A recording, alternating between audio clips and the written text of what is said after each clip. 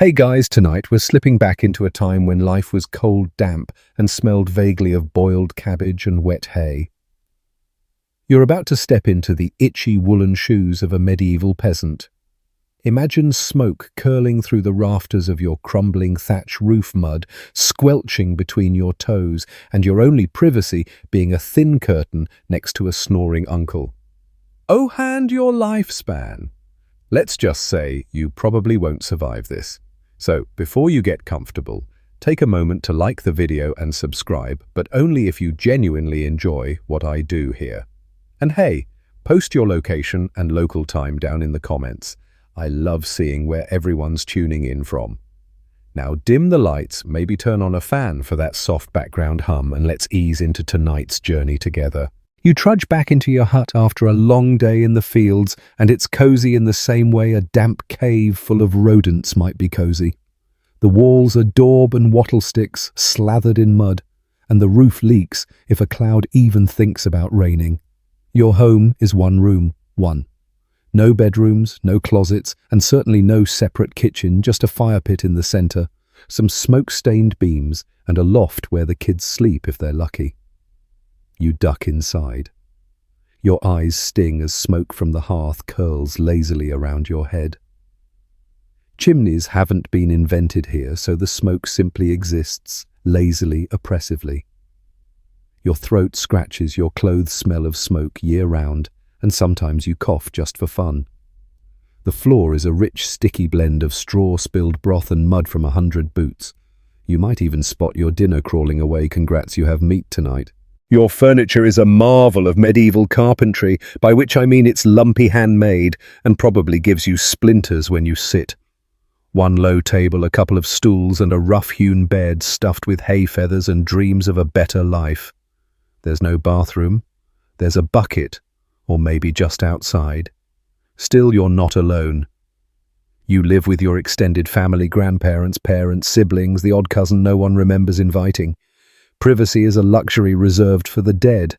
And let's talk about the guests that never leave lice fleas and their best buddy bedbugs.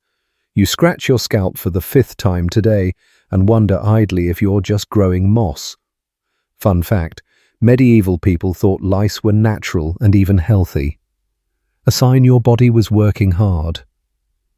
Historians still argue whether this belief was widespread or just wishful thinking among the especially itchy.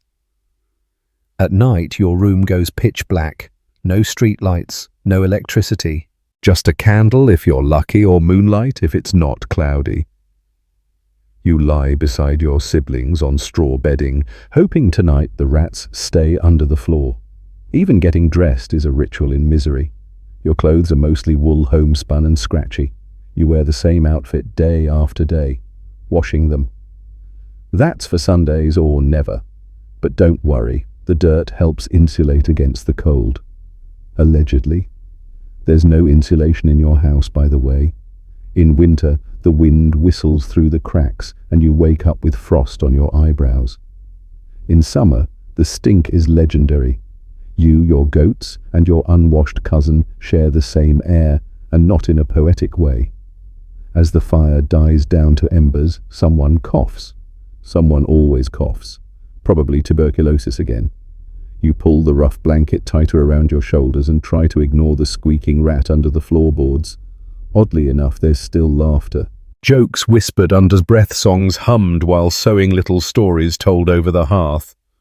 Because what else is there? A candle flickers. Someone farts. You giggle even if you're 40. Sleep comes slowly in a room with 10 people and 1 goat.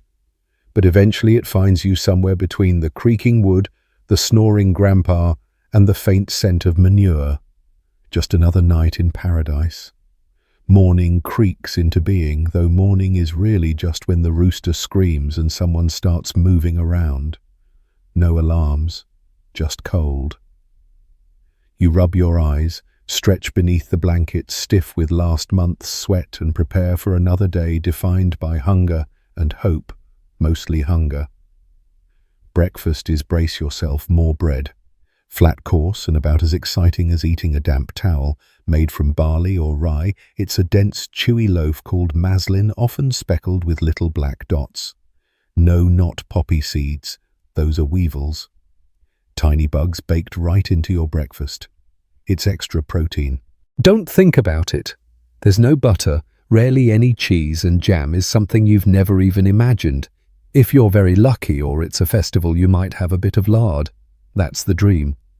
The medieval diet is a triumph of monotony. Bread, gruel, occasionally a turnip if the Lord's feeling generous and the weather hasn't killed everything. You shovel in your meal, chewing mechanically the same way you did yesterday and the day before and the past 15 years. Hunger is your constant companion. Even when you're full, you're not. The portions are small, the calories burned by hard labor. And famine. Oh, that's just a seasonal bonus round. In a bad year, say, when rains drown the fields, or an early frost nukes your wheat, things get creative. Tree bark is ground into flour. Grass gets boiled into soup. There are whispers about people who've eaten their own leather shoes. And when even that's gone, well, there are stories of darker meals. Historians still debate whether instances of cannibalism during great famines were isolated or quietly widespread. The Great Famine of 1315 to 1317 is one such chapter of despair. It wasn't just a food shortage, it was a multi-year hunger apocalypse. Crops failed, livestock starved, people turned skeletal, parents abandoned children. And still the taxes were due. Lords rarely skipped a meal. Famine wasn't always global. Sometimes just your region got smacked. If your village was unlucky and the Lord's storerooms were empty, that was it. No trucks, no aid, no food banks, just prayers and whatever wild greens hadn't yet been foraged to extinction. The worst part, you probably don't even understand why it's happening. There's no weather report, no concept of crop cycles or climate trends. When the sky turns on you, it's either punishment for sin or the devil playing dice with your potatoes, or both. Food preservation is another uphill battle. No fridges, obviously. You dry salt or smoke what little meat you get, but spoilage is common, and you've definitely eaten moldy cheese more than once. Hey, if it doesn't move, it's probably fine. And yet, you survive, somehow. You learn to eat slowly, make meals stretch, and share what little you have. A hunk of bread dipped in broth feels like luxury. A wild berry is a treasure. And when someone catches a rabbit, that's a feast. Feasts, by the way, are rare but glorious. They usually happen after harvest or during holy days. You gorge on stew meat pies, maybe even honey cakes. You laugh, you dance, and for a few hours you forget that tomorrow is another day of bread. You dream of gardens, of apples, which you only see when the Lord tosses one to his dog. You imagine a world with spices, sweets variety. Somewhere you've heard of oranges. They sound like lies. In the lean times you boil bones twice. You grind acorns into meal. You steal eggs from crows' nests. And always you worry, because even if you scrape by this season, winter is coming. And you remember last winter, your ribs did too. One quirky tidbit. In some parts of medieval Europe, peasants baked soul cakes, dense pastries offered to wandering beggars or children on All Souls' Day in return for prayers for the dead. A sort of proto-Halloween treat. Though honestly, you'd probably just eat the cake and skip the prayers. Who has time for theology when you're starving? And yet weirdly you joke about it. Hunger becomes part of the rhythm. As thin as Thomas porridge, someone mutters and the room chuckles. It's gallows humor. It helps. At night, as your stomach grumbles, you wrap yourself tighter in your cloak and stare at the ceiling. You think about that wild rabbit that got away, about the neighbour's goat plump and tempting. You'd never write, probably not. But if this winter's like the last one, who knows, it's another muddy morning and you're already behind on your duties. Not your fault, of course. You were up half the night listening to the neighbour scream through a toothache, but the fields don't care. And neither does your Lord. Let's talk about him, shall we? Your local Lord is the reason you have land at all, even if it's just a sloped patch of dirt littered with stones and regret. He technically owns everything, the fields, the woods, the fish in the stream, the very air you breathe, Okay, maybe not that, but close. In return, you owe him rent. Not the kind you Venmo over Wi-Fi. We're talking hen's eggs, labor, and the occasional bushel of wheat you desperately hope to keep. It's called the feudal system, and it runs on obligation fear and a vague sense of divine hierarchy. You're a villain, a semi-free peasant, which sounds cooler than it is. You can't leave the manor without permission, and if you run away and get caught, back you go. Sometimes with a lovely flogging to remind you how lucky you are. Your rent isn't just grain and livestock, it's time. You owe your lord a certain number of days working his land, not yours. This is called corv labor, and it's as fun as it sounds. Imagine spending your only sunny week hoeing a stranger's field, while your own plot turns to weed-riddled chaos. And yet you do it. Because refusal isn't an option. The Lord has guards. He has a big stone house with pointy bits. He has actual pants that aren't made of hemp. You meanwhile have a wooden spoon and a prayer. Sometimes the Lord is fair. Sometimes he's a tyrant who taxes you for breathing too enthusiastically near his orchard. Historians still argue whether the average lord was genuinely protective of his peasants or just milking them dry under the guise of paternalism. But you're used to it. You bow low when he rides by, trying not to meet his eye, unless he's in a good mood and might toss you a coin or a leftover heel of cheese. Even his scraps taste like heaven. Justice. That's also his domain. If your neighbor steals your chicken, you go to the Lord's court. If the Lord takes your chicken well, it was probably his to begin with. And you'd better behave because punishment is swift and public. Stocks in the village square. A fine. Maybe a whipping, rarely something darker like hanging or having your ears lopped off. You shudder. You like your ears. The weirdest part. Sometimes you like the Lord. Maybe he spares you a few coins when your cow dies. Maybe he lets your son avoid conscription. Maybe he remembers your name. It's a low bar, but when life is bleak, even crumbs of kindness feel like full loaves. Of course, there's a hierarchy even among peasants. Some are reeve-skinned of like medieval assistant managers. They act as the middlemen between you and the Lord. Sometimes they're your neighbor. Sometimes they're insufferable tattletales who suddenly got a little power and now lord it over you like they were born with silk socks. You dream now and then of land that's truly yours, of not owing anyone anything. But that's for the wealthy, for the freemen, for the nobles whose hands have never touched a spade, unless it was decorative. A quirky, historical footnote. In some places, peasants could buy their freedom or inherit it. Imagine that. Scraping together enough silver to say, I'm done.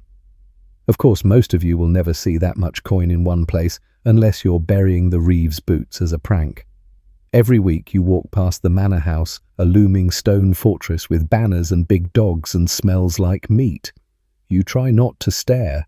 They say it's bad luck. Also, envy is a sin. But you can't help it. There's glass in those windows. Glass. You don't even have windows. You have holes. You wonder if they laugh at you behind those walls. If they talk about the muddy peasants the way you talk about frogs in your stew.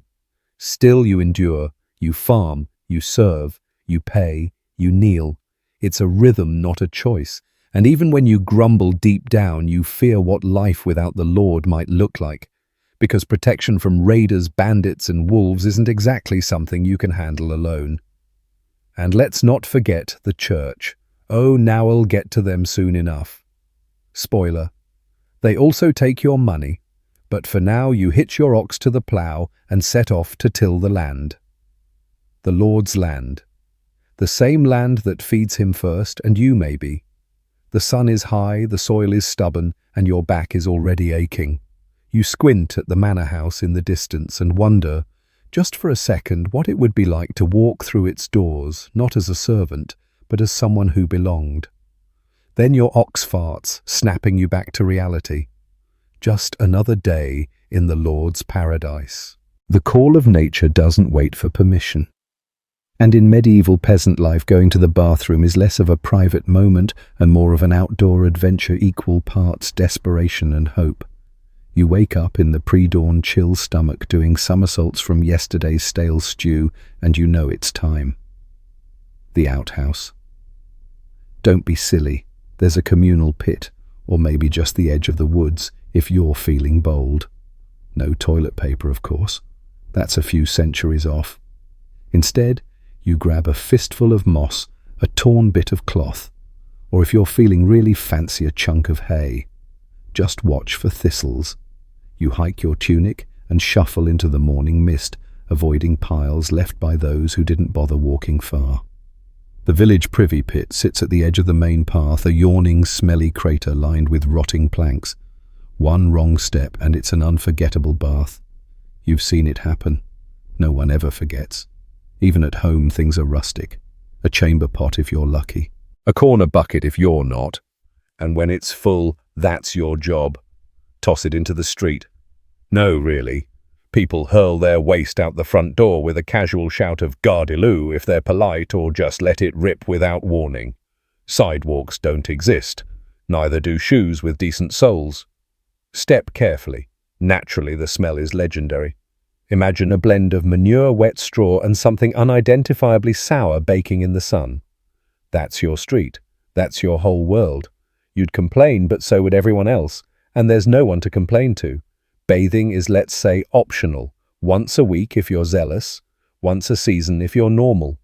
Soap is homemade and abrasive. You wash in rivers or in wooden tubs shared by the whole family, water reused, and now mostly soup. And yes, everyone sees everything. Modesty takes a back seat to hygiene barely. Still you try. You scrub your fingernails with a twig. You rinse your feet after a long day in muck. You chew mint leaves to mask your breath. It's a system, kind of. Parasites, though. They love your hygiene routine. Lice burrow into your clothes. Fleas hop across your skin. You scratch constantly, idly wondering if this is how dogs feel. Worms are a common companion, intestinal freeloaders passed around like gossip. The villagers even have little charms and prayers to ward them off because medicine is well get there soon. There's something oddly social about it all, though. You catch up with neighbours at the stream while doing laundry, more like pounding shirts with a rock until they stop smelling like goat. You gossip about who's been seen picking herbs at night, who's pregnant again, probably not the husband's, and whose turn it is to empty the privy pit, not yours, hopefully. Speaking of, filth rats are everywhere. They skitter under floorboards, nibble your stored grain, and occasionally sleep in your shoes. You once woke up to one chewing your hair. A badge of honor, honestly. And with them come fleas, the true villains in this tale, as you'll learn during the plague years. Historians still debate whether medieval people truly understood the link between cleanliness and health. Some argue that peasants were just too poor for better hygiene. Others say they bathed more often than nobles who believed water opened the skin to disease. Either way, your nose confirms it's not working. And it's not just humans. Animals live with you. Chickens in the yard, and sometimes the house pigs wallowing near the door, a cow if you're lucky. It's like Noah's Ark, except everyone's broke and no one's going anywhere. Quirky fact. In parts of northern Europe, people used to smear pig fat on their boots to keep them waterproof. Practical, yes. Also, let's call it aromatic. Despite the stench and the scratching, you adapt. Your senses dull. Your standards drop. You start to think of dirt as protective.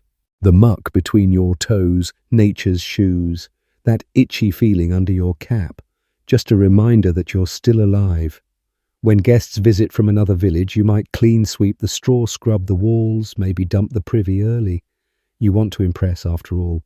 Nothing says hospitality like slightly fresher filth. As the sun rises higher and the morning chores begin, fetching water, milking the goat, shoveling manure, you take a deep breath of that sweet, sour, earthy air. And you remind yourself, this is home, and you wouldn't trade it. Well, maybe for a hot bath, with soap, and no fleas.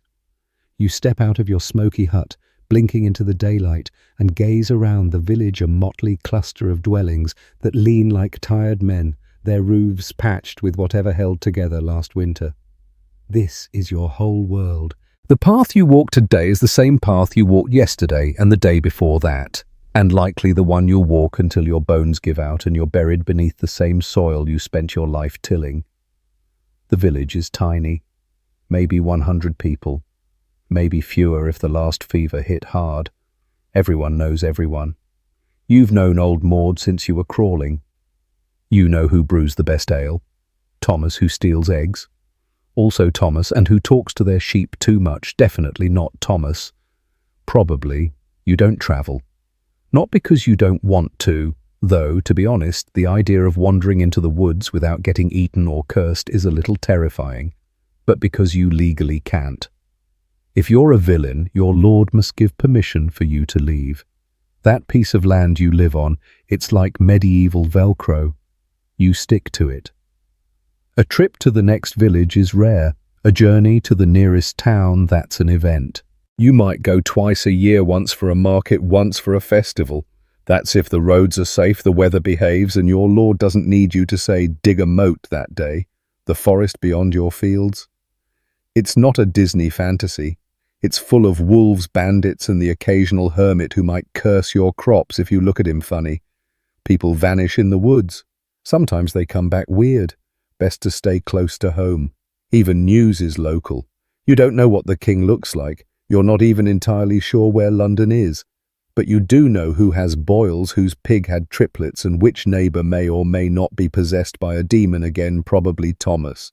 Historians still argue whether medieval peasants were truly ignorant of the wider world or simply uninterested, being too busy with not dying. Still, there's a rhythm to village life that's oddly comforting. Chores at dawn, fieldwork through the day, mending or spinning in the evening. Church bells mark the hours when you're lucky enough to have a church with bells. Otherwise, you judge time by the sun, the shadows, and how loud your stomach growls. Children run barefoot, shouting, chasing chickens. Old folks squat near the fire, weaving baskets, trading tales that blend history and wild imagination.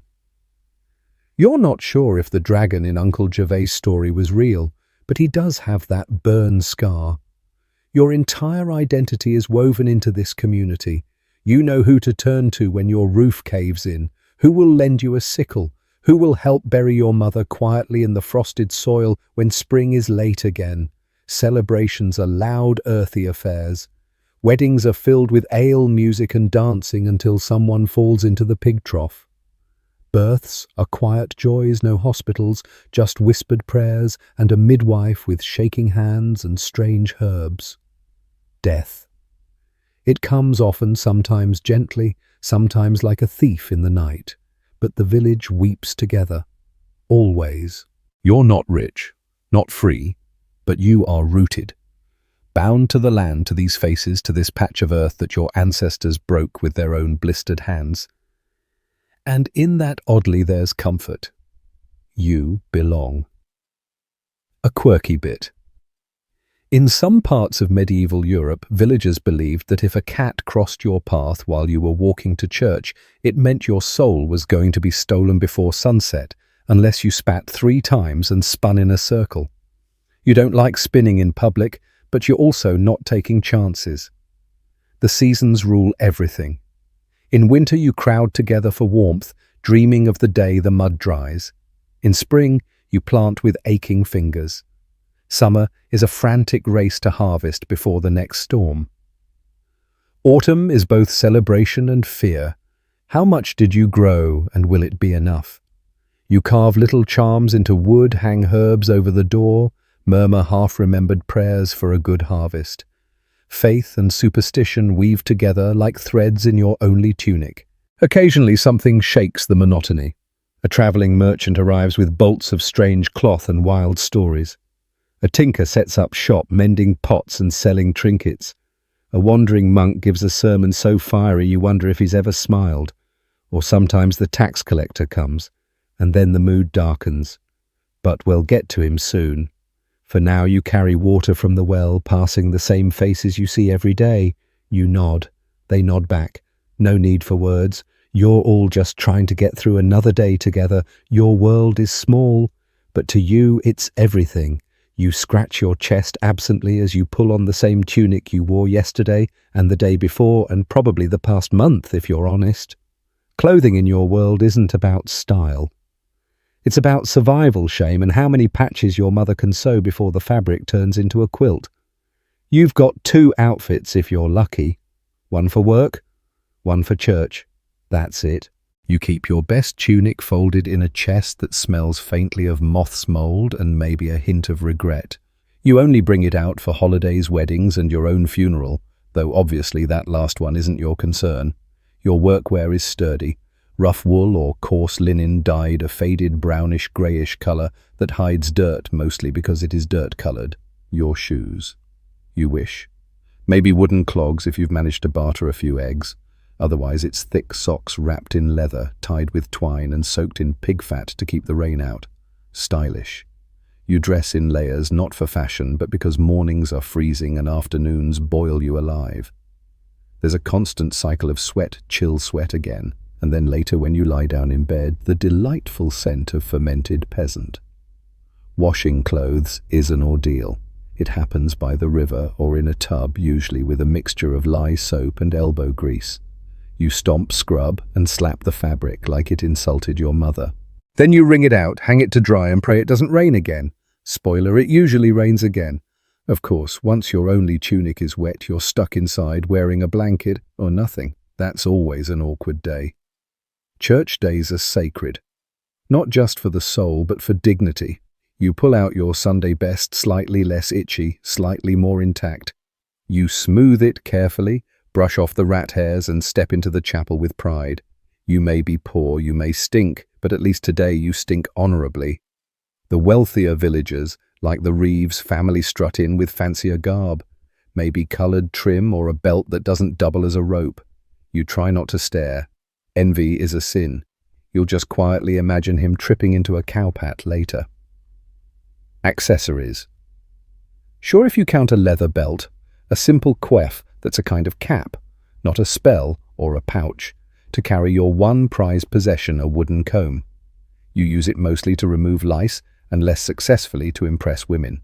Historians still argue whether peasants took pride in their appearance or simply resigned themselves to grime, likely a bit of both. When your life is mud and misery, even tying your tunic just right feels like a win. You've probably never seen a mirror, maybe a warped reflection in a puddle or the polished side of a kettle.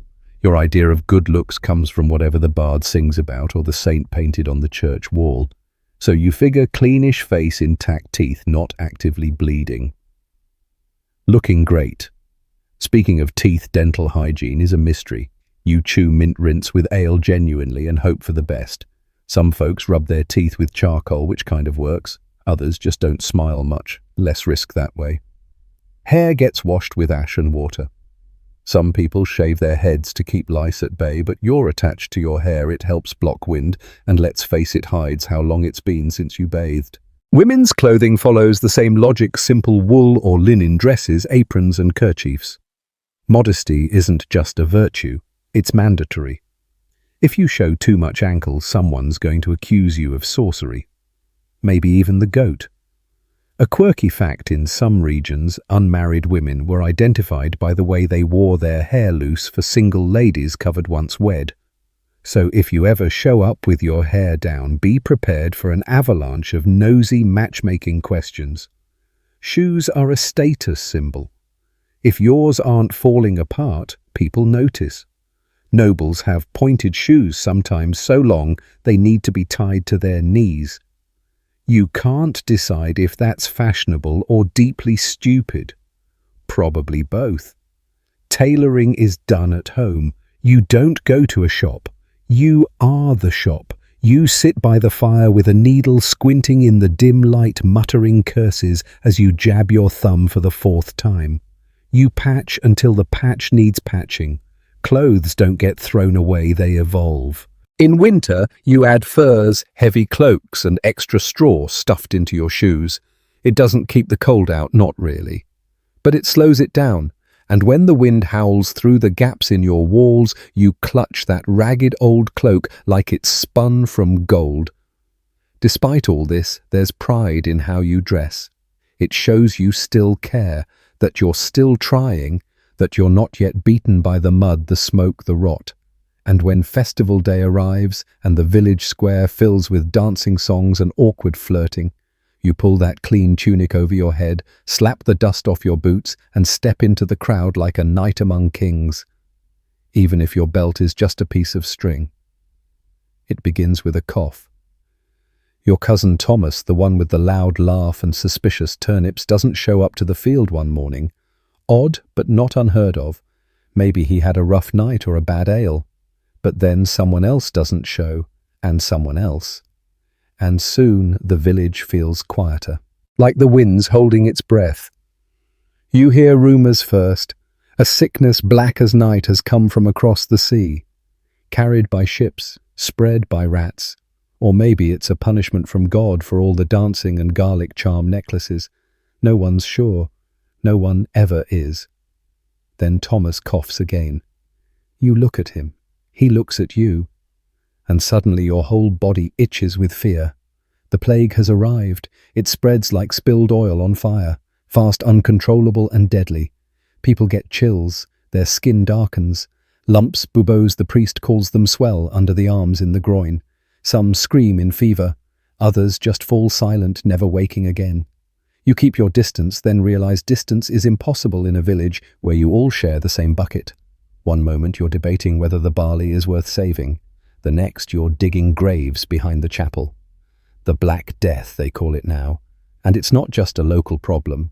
It's everywhere. It sweeps through Europe in waves starting around 1347.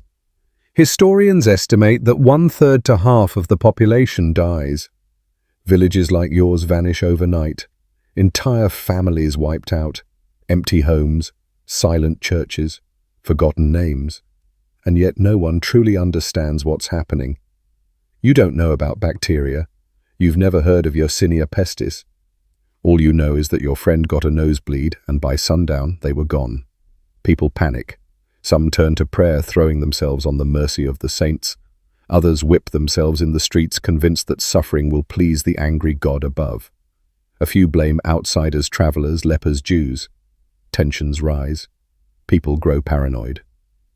A stranger walking into the village now is treated like a plague ghost. You hang bundles of herbs above your door. You burn sweet-smelling wood. You avoid touching anything or anyone. Your neighbor swears garlic around the neck keeps the illness away. Another rubs herself with vinegar and ashes.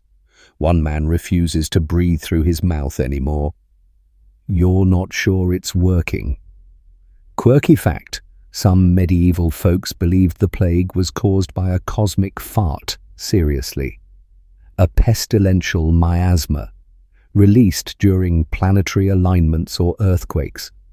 The stars were literally blamed for your cousin's boils. The priest says it's divine punishment. He holds more masses, leads more processions. But even he starts looking paler each day. When he dies, no one volunteers to take his place. The church doors stay shut for the first time in living memory. Burials are rushed. Sometimes there's no priest, no prayer, just a blanket over the face and a shovel full of earth. When there are too many bodies, they're burned. The smoke is acrid, endless. You get used to the smell, which is the saddest thing of all. Your dreams turn strange, feverish.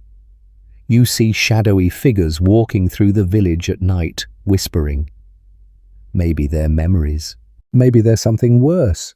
You've stopped asking. Historians still argue whether the psychological impact of the plague permanently shifted medieval society or whether people simply fell back into the old rhythms once the bodies were cleared. But you notice things changing. The fields go untended, the markets vanish. There are no feasts, no weddings, no song. Children stop playing. People don't look each other in the eye. And yet not everyone dies. Your sister survives. She coughed for days, burned with fever, and then just got better. You cry when she eats her first piece of bread again, not because she's hungry, but because she's still here. The survivors are left in a strange quiet. Life resumes, but it's a half-life. You speak in whispers. You avoid the homes of the dead. You start to wonder, why did you live? What made you different? Work returns slowly. The land still needs tending. The animals still need feeding. But now there's more of everything. More space, more food, and oddly, more power. Labor is scarce. Lords are nervous. You and your fellow peasants begin to realize you're needed, not just replaceable. Some lords raise wages to keep workers, others lower rents. Suddenly, for the first time, you feel a flicker of possibility, of choice, of leverage. You can ask for things, and sometimes you even get them. A dark blessing born from death.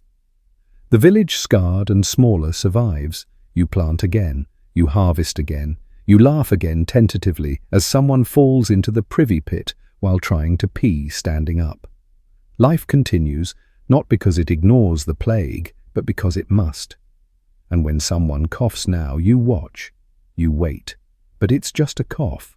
For now, you're sick. Again.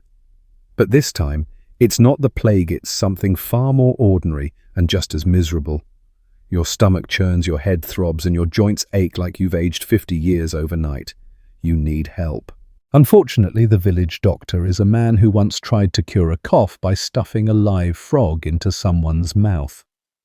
Healthcare in your world is generously experimental. The local healer isn't even always a trained physician. Sometimes it's a barber surgeon, someone who'll cut your hair, drain your blood, and amputate your leg all before lunch. Sometimes it's the village wise woman who knows her herbs, reads the stars, and has definitely been accused of witchcraft at least once.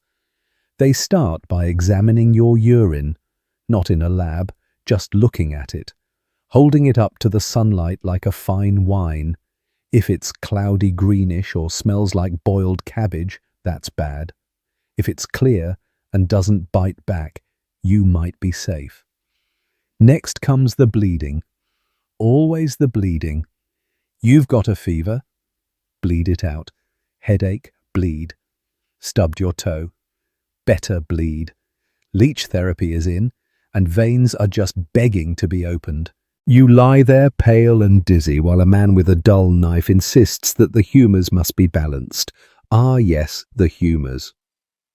Medieval medicine is based on the idea that your body is full of 4 gooey forces: blood phlegm, yellow bile, and black bile. Get too much of one. You're unbalanced. Too much black bile, and you're melancholic. Too much yellow, and you're irritable. Historians still argue whether these categories were metaphorical or just a medieval attempt to justify mood swings with science. You're fed broth made with mouldy bread surprisingly early. Penicillin vibes a mash of herbs and sometimes animal dungy's actual dung. You once watched your friend get a paste of mashed leeks and sheep fat slathered across a boil. It didn't help, but it was fascinating. There's a quirky record of a remedy for sore throats involving roasted owl. Just owl. Roasted, mashed, and applied warm to the neck. You don't know whether it works. You just know there are fewer owls around lately. If your symptoms get worse, they might try cautery, burning the skin to draw out bad humours. If you're lucky, they use hot irons. If you're not, it's boiling oil. Either way, you scream, pass out, and wake up with fewer nerve endings and no real improvement. Surgery. Sure, in theory. You've heard of trepanation, drilling a hole in someone's skull to release evil spirits or reduce pressure. You've seen old Bernard the blacksmith, who has a neat circular scar and a constant twitch. Coincidence. There are no anesthetics. You bite leather, you scream, or you faint. That's your pain management plan, and yet some things do help. Willow bark eases aches. Honey soothes wounds. Mint calms the stomach. Yarrow slows bleeding. The village midwife knows these secrets passed down from mother to daughter, but she doesn't get to call herself a doctor. She's just helpful, unless the church suspects her of heresy. You pray, of course. The church is always involved. Holy water. Saintly relics. Prayers to Saint Roch if it's a plague. To Saint Apollonia if it's your teeth. You light candles, confess sins, and hope your soul is cleaner than your socks. Sometimes you get better, sometimes you don't. The line between recovery and the next world is razor thin, and you don't get to pick sides. Still, you adapt.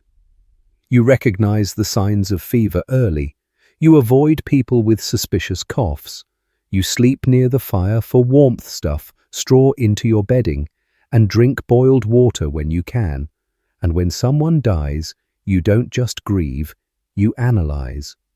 He drank cold water after sweating. She ate undercooked turnip. He didn't wear his garlic pouch. The explanations vary, but they're comforting in a world that rarely is. You grow superstitious.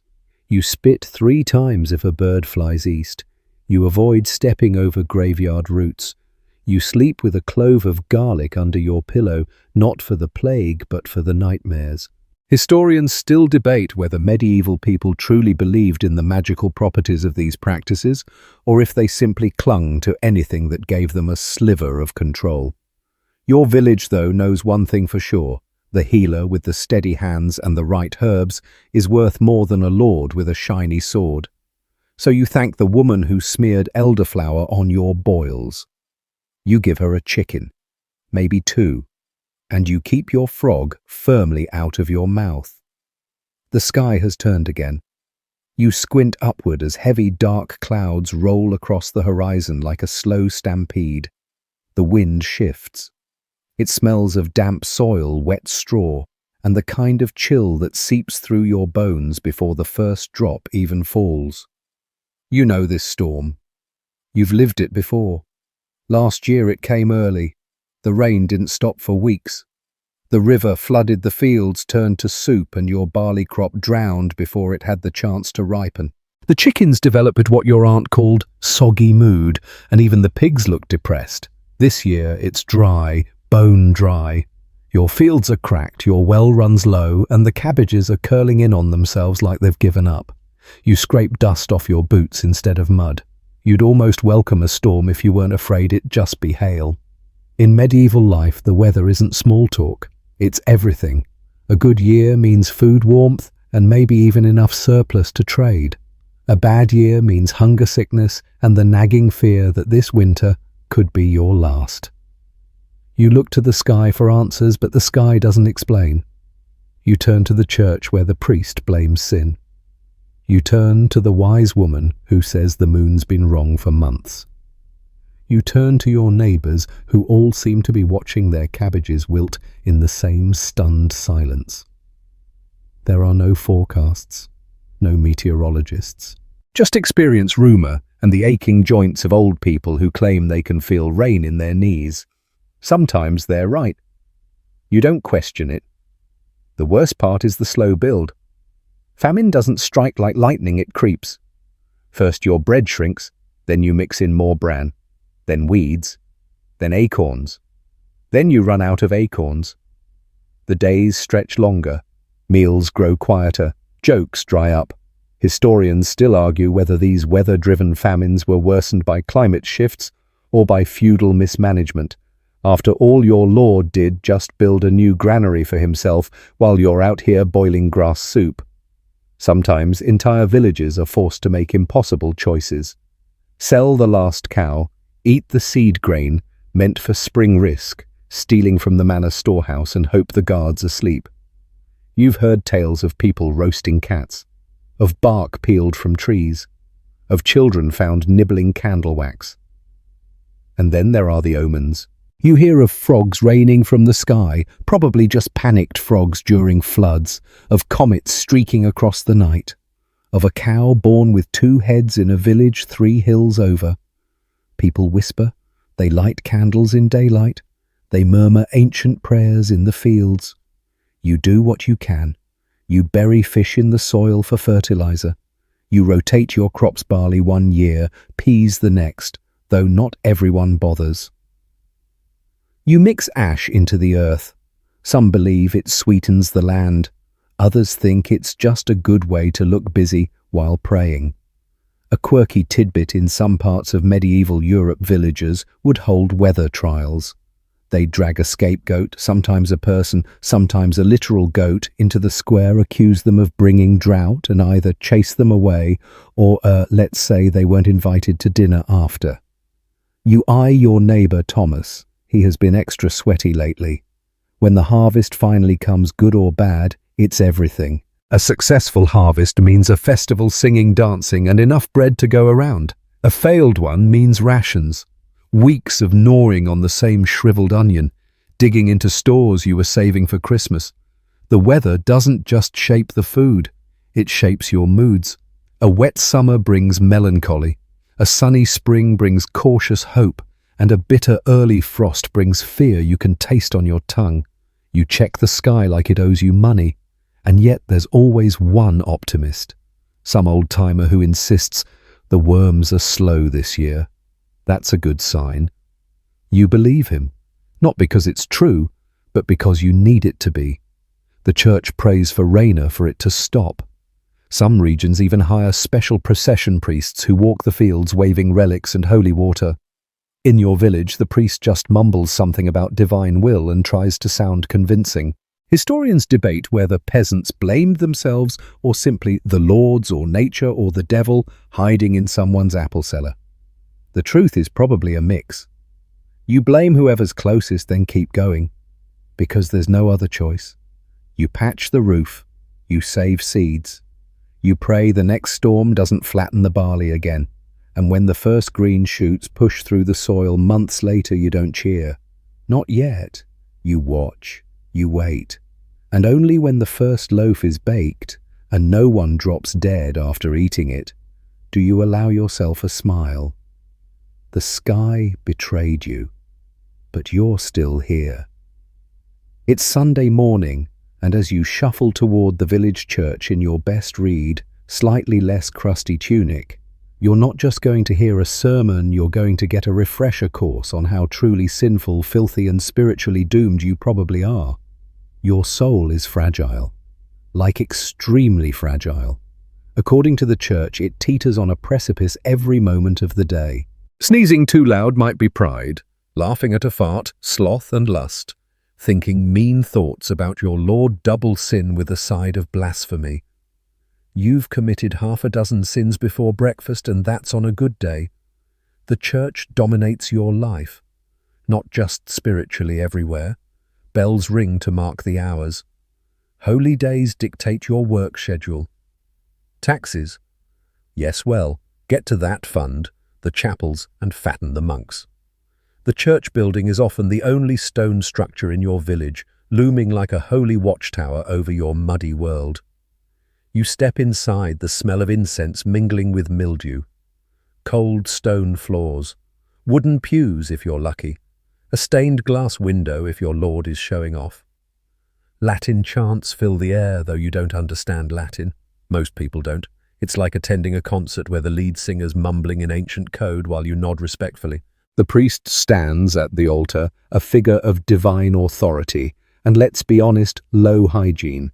He preaches about penance, obedience, and eternal damnation. You try not to yawn. Not because it's rude, because yawning might be interpreted as demonic possession. That actually happened once. To Thomas. Of course it was Thomas. Hell is very real to you. Not metaphorical. Not symbolic. Real. Fire, screaming, pitchforks, demons with names like Belphegor and Snazzleclaw. Okay, maybe not that one. You've seen paintings, heard the stories. A single sin could be the one that tips your soul into eternal torment. Better confess. Again. So you do. Every week. You kneel in the confessional. Tell Father Anselm you were jealous of Martha's clean hair and wished your brother's goat would trip over a rock. He nods, tells you to say 6 Hail Marys and not to think about goats in that way again. Then you go light a candle. It flickers in the drafty chapel, one tiny flame among dozens. You watch it dance, whisper a prayer, and wonder if God hears you more when you whisper or when you cry. You don't ask aloud. That might be pride. You believe in heaven, but it feels far away. You believe in purgatory more, a limbo where souls hang out for decades getting scrubbed clean by celestial sandpaper. That's where you expect to end up. Most people do. Heaven is for saints. You're just trying to avoid hell. And demons, they're everywhere. In your dreams, in the woods, in the coughing of the man across the pews. People talk about the devil the way you might talk about a local troublemaker. He's about, you know. Don't go near the well after dusk, he likes the shadows. Quirky fact. There was once a belief that demons could hide in your socks, specifically your left sock, which is why some folks put blessed herbs in their shoes. Not for comfort, for spiritual pest control. You make the sign of the cross when you pass a graveyard. You touch iron when someone speaks of death. You never whistle inside the church. That's how you invite spirits. You're not reckless. Historians still argue whether medieval peasants truly feared damnation as intensely as church doctrine suggested, or whether it was more of a cultural habit, a spiritual background noise they lived with but didn't always internalize. But when your world is full of mystery and misery, belief becomes survival. Holy days bring relief. No work, processions with torches, singing, food, maybe even a small miracle like someone bringing actual meat. You look forward to these days like a child looks forward to snow with hope and mild suspicion. You keep a crucifix above your hearth. It watches over your sleep, your meals, your whispered apologies for stealing that extra onion last week. Sometimes you pray out loud. Sometimes you just think the prayer and hope God can read your mind. You don't own a Bible. Those are for priests, for scholars. You rely on stories, parables told by the travelling friar, morality plays performed on feast days. Tales of saints who plucked out their own eyes or turned wolves into monks. You love those stories. They remind you that holiness can be weird and heroic. You've thought about becoming a monk once or twice. Quiet, warm walls, endless porridge. But you like your freedom. And you like potatoes. Monks don't get many potatoes, so instead you keep confessing, keep praying, keep trying. Because if you get it right, if you really do your best, stay humble, stay pious, then maybe, just maybe, you'll reach heaven, where the streets are gold, the bread is fresh, and no one ever gets boils. You're ankle deep in mud again, dragging a sack of barley toward the manor storehouse while muttering every medieval curse you know, one of which are strong enough to express how much you hate taxes. You owe. Always. To the Lord, to the King, to the Church, and sometimes even to that irritating Reeve who swears the new weights he's using are just more accurate. Sure they are. First, there's the feudal dues. These are your payment for the right to exist on the land you're forced to work anyway. You owe a share of your harvest, usually the best part, because you're the lucky recipient of the Lord's protection. Protection from what? Mostly from the Lord himself, to be honest. Then comes the labor tax. Not only do you give up your grain, but you also work the Lord's land for free a certain number of days each week. That's right, your day job is unpaid. If you want time for your own plot, you'd better hope the sun doesn't go down early. And don't forget the tallage, a sudden cash demand your Lord can make just because he needs money to go to war, marry off his daughter, or build another decorative duck pond. There's no warning, no negotiation, just a notice and a whole lot of grumbling. But it gets better. Enter the church tithe. That's 10% of everything you produce paid directly to God's representatives who live in surprisingly nice houses and wear very soft robes for people sworn to poverty. You tithe your grain, your eggs, your animals, sometimes even your honey. They don't take IOUs. Historians still argue whether the tithe was a genuine spiritual duty to most peasants or a resented obligation enforced by fear of eternal damnation. Either way, you pay it. Because what if they're right? And then above all sits the royal tax. You don't even know what the king looks like. He might be 30 feet tall and made of silver for all you care. But he wants money. usually in coin, not chickens, which is awkward because you haven't seen a coin in months. So you sell things, eggs, wool, the good parts of your soul to scrape together enough silver. Sometimes you borrow from your neighbor, sometimes you barter, and sometimes you just don't pay. You hide. You lie. You bury your grain in the forest and hope no one smells it. A quirky practice. Some villages had secret tax avoidance rituals like ploughing at night to hide fresh furrows or storing goods in hollow trees.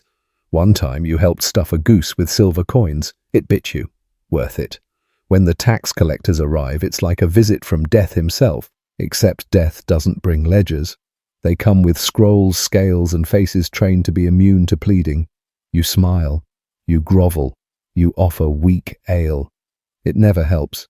You know someone who once refused to pay. He's still in the stocks. Rain or shine, pants or no pants, he's just there. A living reminder that taxation is not optional. If your entire village can't meet a demand, the Lord might punish everyone. Collective fines, extra corv days, more labor during harvest. Because nothing says community spirit like shared suffering. And yet you still get taxed at the market. Booth fees, tariffs on goods, charges for using the roadiers, even roads cost money. You once joked that they'd start charging for breathing. The Reeve didn't laugh. He just wrote something down. Your ledger is a mess of what you owe and to whom. You don't read or write, but someone's cousin does, and they help you track it until they vanish one night, likely trying to escape to a town where no one recognizes their face. Historians note that over time some peasants began negotiating, bargaining, even organizing to demand fairer terms. Not rebellion, yet but awareness. The seeds of resistance. Still, for now you pay. You hand over your sack of grain, you bow, you thank them for the honor of being allowed to work your entire life for barely enough to eat. Then you go home and eat soup made from turnip leaves and the bones of last year's goat. Because it's tax season. Again. It starts with a whisper. Someone mutters that the new tax is too high. Someone else nods. Another says the Lord's wine cellar grows while their children shrink. By evening, a small crowd has gathered by the village well, muttering louder than usual. This is how rebellion begins, not with trumpets, but with gritted teeth and sore backs. You've had enough. Your back is crooked from decades in the field. Your hands are cracked, your knees ache, and your children are coughing again. And now they want more. More grain, more days of labor, more silence. Something in you, something quiet and old snaps. You're not alone. The whole village feels it. There's something in the air like the charge before a thunderstorm, and then someone says it out loud. We should fight. You all stare. You all blink. You shouldn't say that. It's dangerous. But also, yes, you should. In 1381, peasants across England said it too. No more. The peasants' revolt began with anger at a poll tax, everyone paying the same, rich or poor, and exploded into marches, riots, and full-blown rebellion. Led by a man named Wat Tyler, the peasants demanded fairer laws, higher wages, and the end of serfdom. You weren't there, but you've heard the stories. They stormed castles, burned tax records, beheaded a few unlucky officials, marched right into London shouting King and Commons like it actually meant something. Historians still argue whether it was a political awakening or just hungry people pushed too far. Either way, it scared the nobles witless. And so rebellions happened, not every day, but often enough to keep the lords nervous. France, Germany, Italy, peasants everywhere had moments, uprisings, flash fires of rage. Sometimes they worked. More often they didn't, because rebellion comes with risk. In your village, a group gathers at dusk, pitchforks in hand, faces set. You join, heart pounding. You're not a soldier, you're not brave, but you're desperate. You march to the manor, you shout, you demand. And sometimes the Lord listens, reduces a tax, fires a cruel reeve, makes vague promises that buy him time. Other times, let's just say, the stocks are suddenly very full and very quiet. Your cousin Thomas, who always talked too much, ends up tied to a cart paraded through 3 villages with a sign that reads "Rebel." You don't see him after that. Rumour says he was sent to the mines, or worse. But something lingers. Even when rebellion is crushed, the fire doesn't go out. It simmers. Quirky historical note. In some areas, peasants rebelled not by violence, but by refusing to speak in court. Silent resistance, the kind that drove lords mad with frustration. You admire that. If only you had the nerve to try it. Still, even in failure, rebellion teaches. You learn your strength, you see your numbers, you realize that fear runs both ways, that maybe the Lord needs you more than he lets on. Reform comes slowly, painfully. After the Black Death labor becomes scarce, lords have to offer better wages. Some peasants leave and find towns where they're paid for their work. Others are granted freedom for a price, of course. And over time, the system starts to creak. Not break, not yet, but shift. You start to speak up more. You ask questions. You teach your children to notice when the reeve cheats with the grain scales. You don't grab a pitchfork every day, but you remember where it is. Because you might need it. One day. Life is hard. That part's obvious. But what they don't tell you, what the old women knitting by the fire know, and what the children instinctively understand is that joy still sneaks in, quietly, strangely, sometimes stupidly. Take today, for instance. The sun's actually out, not half out, not maybe shining, but out. You're standing in a field that isn't drowning or cracking, and for a moment everything smells like green things and warm dirt. You pause, you breathe, you smile. This is joy. Not the trumpet blaring kind, but the soft one. The kind you barely notice until it's already curled up beside you, purring like a sleepy cat. The smallest things are everything here. A warm loaf of bread, fresh crusty, not burnt for once. A bowl of stew that has actual chunks in it. Finding a whole onion and not having to share it. You eat it, raw tears running down your cheeks from both spice and gratitude. And then there's laughter. Real laughter. Someone slips in the pigsty, goes full face first into the muck, and the entire village howls. No one's hurt. The pigs are confused. Thomas eyes. It's always. Thomas spits straw for an hour. Laughter heals something that prayers can't reach. Children run screaming through the fields, chasing each other with sticks and rotten apples. You should yell at them. You don't. Instead, you hand one of them a slightly less rotten apple and tell them to aim for the reeve. They giggle like devils. There are stories, some true, some wildly not, and no one cares.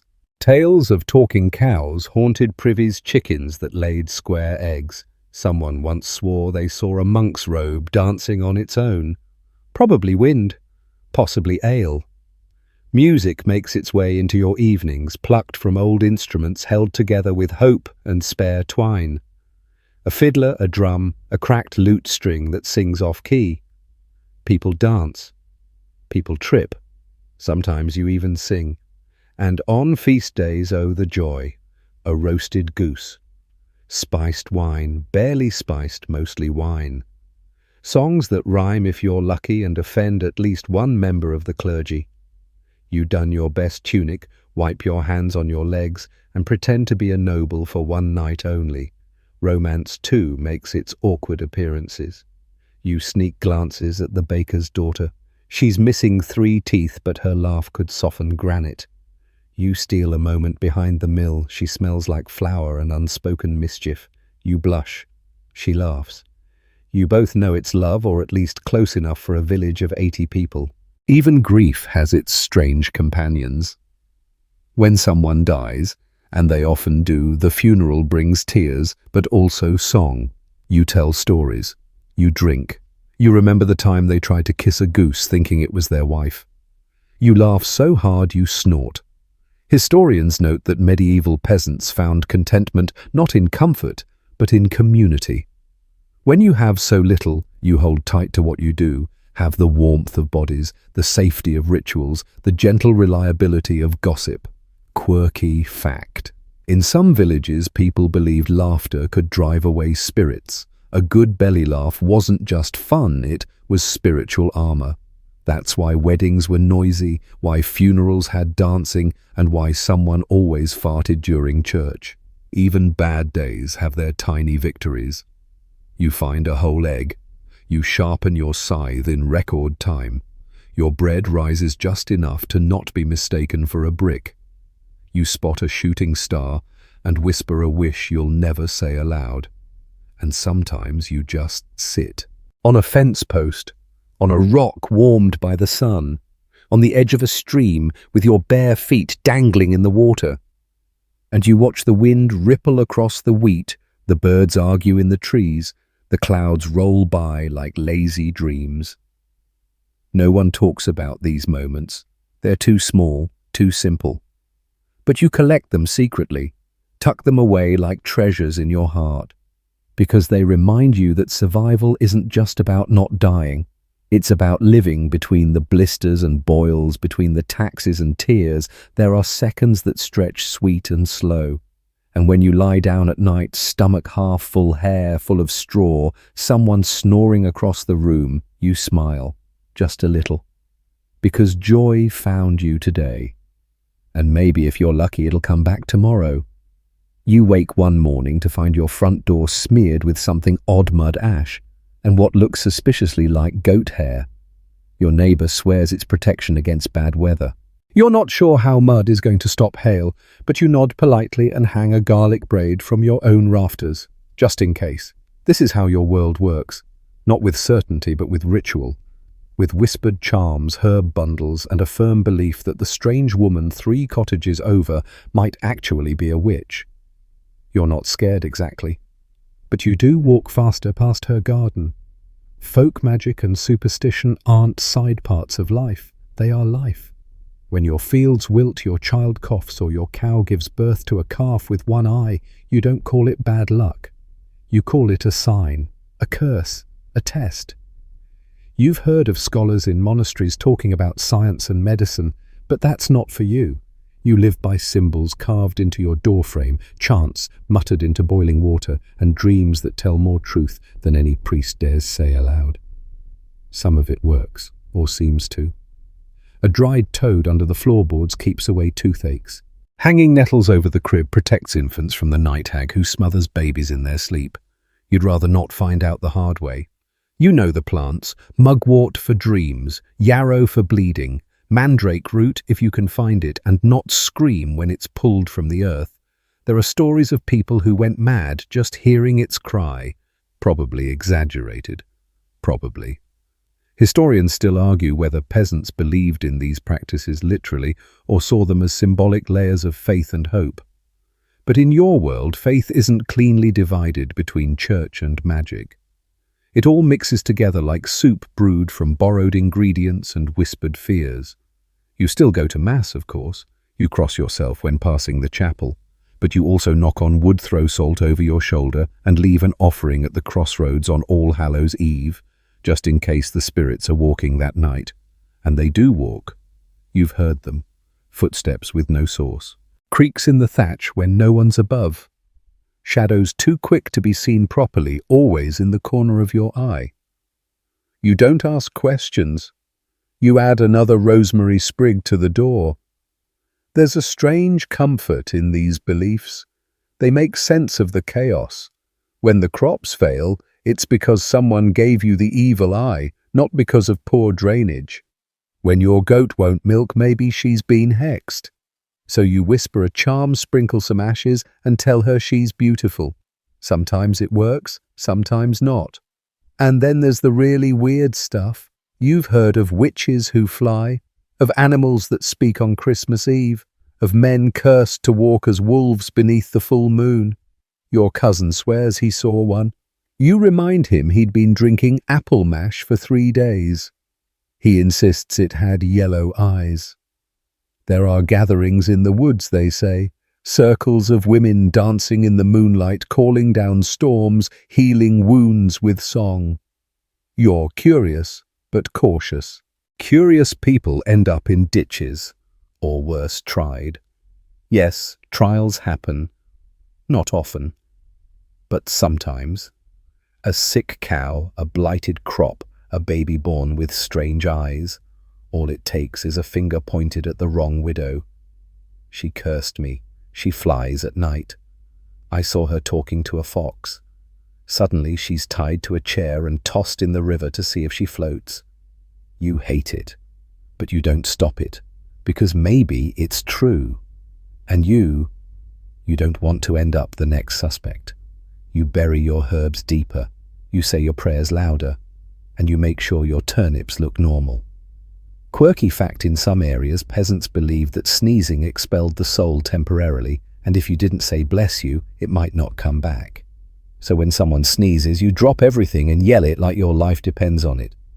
Because it just might. Over time, these beliefs become habits. Superstitions turn to rituals. Rituals turn to traditions. And before you know it, they're stitched into the very fabric of your life. You bless your tools before harvest. You tie red thread around the ankles of sick children. You never ever speak ill of a black cat, especially if it stares at you too long. You don't know if these things work, but you do know that believing in them makes the world a little less terrifying, a little more controllable. Like you've got some say, however small, in what tomorrow brings, and in a world where so little is under your control, that's worth everything. Night has fallen. Again. You sit by the hearth, the fire spitting softly, casting shadows that dance on the crooked beams above your head. The day is done, and your bones hum with the familiar throb of work weather and worry. You've survived another one, and that is something. You haven't eaten much. A few scraps of bread, a watery stew flavoured mostly by imagination, and a slice of hard cheese that may or may not have been more mould than dairy. Your stomach grumbles, but it's a manageable kind of empty. You felt worse. You lie down beside the fire, wrapped in the same woolen blanket you've used since your knees were smaller and your back didn't creak when you bent down. Around you, the village is settling in. A rooster crows too early. A baby cries. Someone sneezes and someone else yells, "Bless you," as if their soul truly might slip out the window. You smirk just a little. The world isn't kind. That's not news. The weather hurts you. The taxes bleed you. The Lord bends you and the church blames you. But you endure. You wake. You work. You love. You endure again. This life, brutal and blistered, is yours. Your family sleeps beside you, curled like commas. Your goats huff softly in their stall. The thatch above your head shifts gently in the wind, a lullaby in leaks and creaks. You've seen people die. You've held hands as they slipped into stillness. You've buried friends' love as a brother once. And still you plant. You laugh. You sing. Because what else is there? Maybe someday your children will grow strong enough to leave. Maybe they'll reach the city. Maybe they'll send a letter, or better, a coin. Or maybe they'll stay. Just like you. You're not famous. You'll never wear silk. But you've lived, and you've mattered in the quiet way that peasants always have, in food grown, in hands held, in songs hummed while mending socks. Historians will write about kings and knights, about wars and coronations. They might mention you in passing, the peasantry, as though you were a footnote to your own life. But you were everything. You were the fields and the bread and the laughter in the storm. You were the backbone, the rhythm, the reason anything held together at all. You've survived famine, plague, fire, taxes, lords, loss, and somehow against odds that would make a saint weep, you're still here, still breathing, still dreaming, still yours. Hey guys, tonight we're slipping into the grime-stained sandals of an ordinary Roman city dweller, no. Marble palaces, no glorious togas, just a life soaked in sweat, sewage, and second-hand bathwater. Imagine living above a public latrine, below a man who practices trumpet at midnight, and across from a vendor who's been shouting about olives since sunrise. That's your reality now. So before you get comfortable, take a moment to like the video and subscribe, but only if you genuinely enjoy what I do here. And hey, tell me where you're watching from and what time it is. I love seeing your sleepy little corners of the world. Now dim the lights, maybe turn on a fan for that soft background hum, and let's ease into tonight's journey together. You wake up sticky. Not warm and cozy sticky. More like someone spilled fermented fish sauce in your bed, again sticky. The Roman summer doesn't caress, it smothers. The sun hasn't even fully risen, and already the air in your your multi-story apartment building is thick, hot, and smells like a communal locker room with a hint of mouldy bread. You live on the 3rd floor, which is an achievement considering the 5th floor is basically a death wish. The building sways when someone sneezes too hard. Your walls are thin enough to hear your upstairs neighbor drop a spoon. Or possibly a body. You're not sure. You've stopped asking. Below you runs the Cloaca Maxima, the grand sewer of Rome. It's impressive, really, an engineering marvel. But when the wind changes, oh, you know it's there. The sweet, tangy scent of civilization's underbelly wafts up through the grates and cracks. It mingles with cooking fires, body odor, and the faint but persistent scent of boiling urine. More on that later. Privacy. That's for patricians. You live nose to armpit with a dozen strangers. You eat in a shared courtyard, sleep behind a hanging cloth, and relieve yourself wherever the line's shortest. If someone nearby has garlic for lunch, you know it. If someone fights with their spouse, you know it in Latin and expletives. The floors creak. The ceilings flake. There's one corner in your room that's permanently damp and no one knows why. The roof leaks when it rains, which luckily is rare, but when it does, it leaks directly onto your pillow. Every time. Like Jupiter himself is aiming. You open your window for some fresh air, only to be met with the sounds of Rome waking up. Street vendors, shouting carts, clattering over stone dogs, barking babies crying, and someone somewhere already arguing about taxes. It's like living inside a very loud amphora. Historians still argue whether most insulae were truly death traps or just wildly inconsistent in build quality. What they do agree on is that fires were common, real common. You go to bed each night with a full bladder, not because you're lazy, but because you'd rather die in your sleep than risk walking past the candlelit stairwell. And yet, you manage. You sweep your one-room home with a reed broom. You stuff a bit of cloth into the worst crack in the wall. You squint at the ceiling and hope today isn't the day it falls in. You've already replaced your clay cup twice after your neighbor dropped his amphora while stretching. He insists it was an accident. You remain unconvinced. You store your belongings in a wooden chest near the door. Belongings is generous, it's mostly a tunic, a comb, and that wooden fork you carved during a particularly boring Saturnalia. Your sandals are worn, your feet calloused, and somehow you still manage to find a splinter in your toe once a week. There's no running water on your floor. You have to go downstairs and queue up at the public fountain with everyone else. It's a social hub and a strategic battle. People cut the line, people splash. One guy always brings 3 jars and acts like it's his divine right. His name's Gaius. No one likes Gaius. A quirky detail, ancient Romans used pot shards as notepads. You scribble reminders on the back of broken cups. Buy more lentils. Fix curtain, and occasionally, avoid Julia she knows. It's like living in a sitcom written in charcoal. Despite the mess, the noise, the claustrophobia, you don't hate it. Rome hums, it pulses. There's a kind of life to this chaos. You're surrounded by thousands of others just like you. Poor, sweaty, resourceful, and surprisingly optimistic.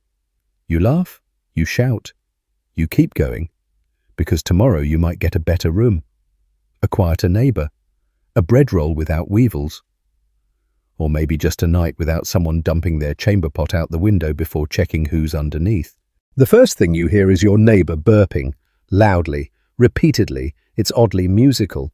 The second thing is your stomach reminding you that you fell asleep without dinner again. That's not unusual. Most mornings begin with hunger and end with negotiation how much food you can find, afford, or pretend to enjoy. You shuffle over to your small clay jar home, to the most sacred of Roman morning rituals, whatever's left. A scrap of yesterday's bread, rock hard and dry. A few olives that smell a bit bold. And if you're lucky, a splash of cheap wine that's turned slightly sour. You swish it around like a sommelier, then drink it like a gladiator quick and with no regrets. Breakfast isn't a meal.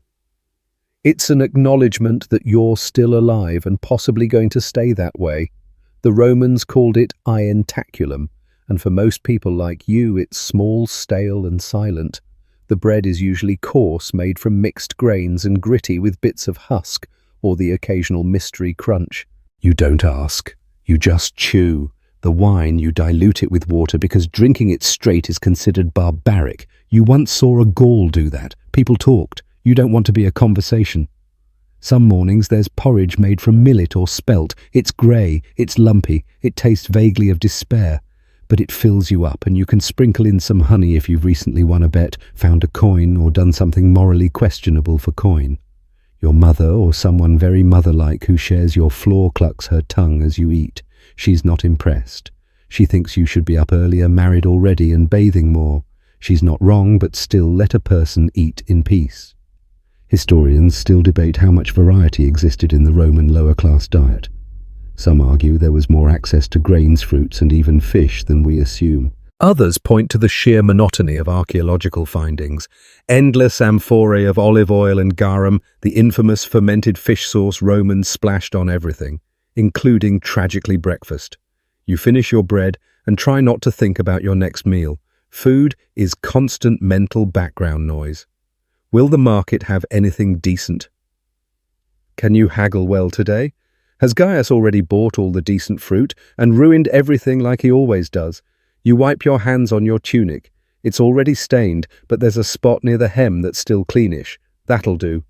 Now comes the ritual of readiness.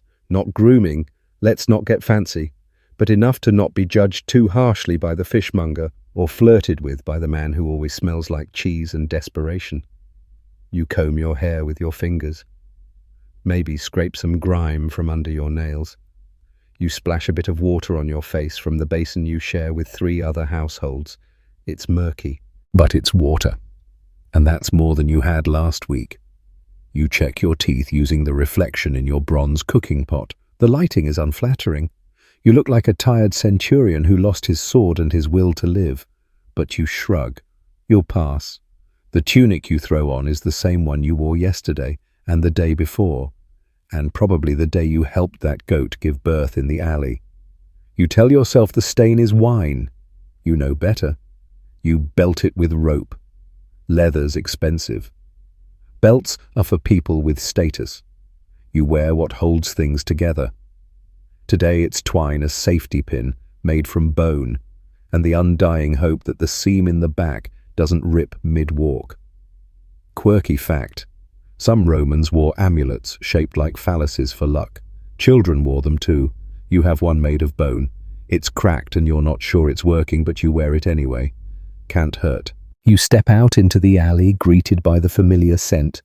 Cocktail roasted chickpeas, human sweat horse droppings, and hot stone. It's oddly comforting, like a hug from someone who forgot to shower. The city is alive. Vendors are shouting, wheels are rattling over cobbles, and somewhere a woman is yelling at her husband for spending the rent on dice. Again. You're not rich, you're not powerful, but you're fed just enough, and for now you have time to breathe. And in Rome, breathing without immediately inhaling a cloud of pigeon feathers or rancid garum fumes. That's a win. You need to go. Like, really go. But here's the thing. This is ancient Rome, and the concept of bathroom privacy hasn't exactly been invented yet. You leave your apartment and make your way down to the public latrine, which is exactly what it sounds like, a big stone room full of holes carved in a long, cold bench shared by a dozen strangers and at least one very bold cat. There are no stalls, no dividers, no polite distance. You sit cheek to cheek literally with your fellow Romans engaging in what can only be described as the world's least glamorous group activity. Someone next to you might be humming. Someone else might be arguing with their wife through the doorway. Someone definitely brought a snack. You do not ask questions. You lower yourself onto the stone. It's cold, very cold. No toilet paper, of course. Instead, you use a communal sponge on a stick called a tersorium. It rests in a bucket of vinegar water. Everyone uses it. You try not to think about how many everyone is. You also try not to make eye contact while wiping. There's an unspoken rule: stare at the wall, not your neighbor. Quirky fact: Romans believed this setup promoted camaraderie and democracy. Everyone poops after all, emperors and peasants alike, though let's be honest, emperors probably had private versions with actual privacy and fewer rogue geese. You finish, rinse the sponge and give thanks that today the latrine didn't flood. It has before. Once during a summer storm, the whole place backed up. That was the week you learned to appreciate chamber pots and developed a new fear of ankle-deep mystery liquids. Now, if you're feeling fancy, you might try using your apartment building's doliuma kind of shared pot kept under the stairs. You dump it in the street gutter later. No, really. That's standard practice. Early morning in Rome, that's chamber pot dumping time. If you're walking down the street and hear cave canon, beware of the dog duck. But if you hear agua duck faster. The streets have deep ruts from wagon wheels and trickling streams of waste running along the gutters. Some say that's what sandals are for, to splash less. Others say that's what togas are for, so you can lift the hem and avoid the worst. You do both, you still get splashed. Historians still argue whether Roman sanitation was remarkably advanced for its time or wildly overrated. On the one hand, aqueducts and sewer systems. On the other, people literally washing clothes in urine. Yes, well, get to that. It's a mixed bag. And that bag smells like ammonia. You stroll through the vicus, the neighborhood still dodging waste, and the occasional angry goose. You spot a public fountain and stop to rinse your hands. The water's fresh thanks to Rome's aqueducts, but the basin is full of grime coin offerings and a suspicious amount of feathers. You wash quickly. You do not splash your face. Back home, you might use a chamber pot at night, navigating by moonlight or stubby candle to avoid tripping over your neighbor's sleeping cousin. Or the dog. Or both. You empty it in the morning like everyone else unless someone tips it over before you do. Then you clean the floor and curse fate. Privacy just isn't a thing. Your windows open directly into the neighbors. You hear every cough whisper and slightly too enthusiastic romantic encounter. You once made eye contact with the woman across the alley while brushing your teeth. You both blinked. No one spoke. You've never discussed it.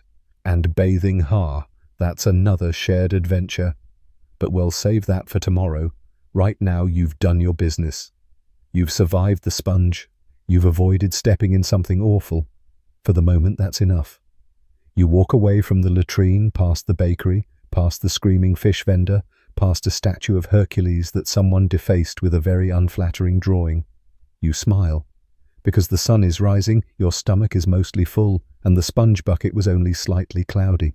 In Rome, that's basically a blessing. It's mid-morning now, and the sun has begun its lazy climb over the tiled roofs. The city buzzes around you, clanking carts, shouting vendors, priests chanting at confused pigeons. And you're about to do something very Roman, something noble, something suspiciously communal. You're going to the public bathhouse.